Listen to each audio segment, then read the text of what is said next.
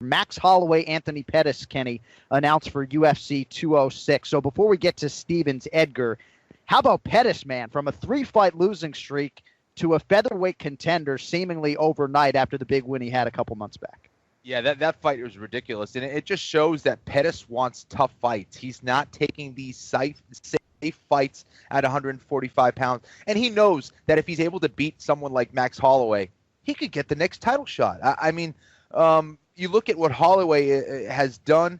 Was he on a 7-8 fight win streak as well at 145? Dude, it might be fucking 10. Let me look it up. Yeah, it might be 10, bro.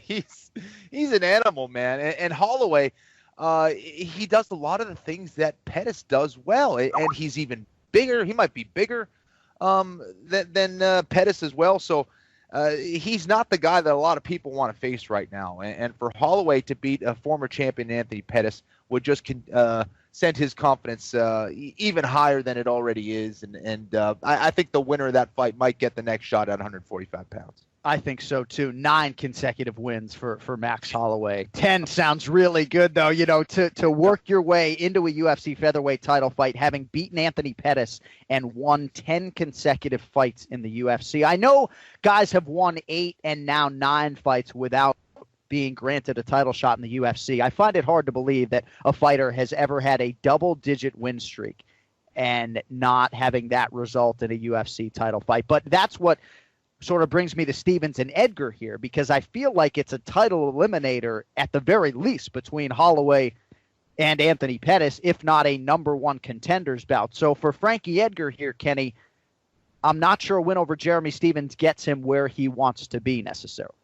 I agree. And I remember when I asked him, he came on Tough Talk, and I asked him about, what does a win over Jeremy Stevens do for you? And Frankie kind of hesitated for about 5 seconds, and he goes, I don't really know, man.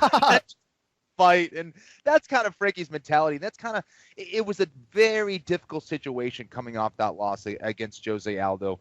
That kind of put him on the back burner for a little bit. And it's crazy because when you look at everything that Frankie Edgar has done, it's crazy that he's not going to be in the conversation for a little bit. He might be a backup plan, but certainly, as we mentioned, Holloway and Pettis are going to be front runners for that next shot at 145 pounds. But, and not to mention, Jeremy Stevens hits extremely hard. This guy can knock people out at 155 pounds, let alone 145 pounds. He's really coming into his own. He realizes what a big name Frankie Edgar is, what it would do for his career.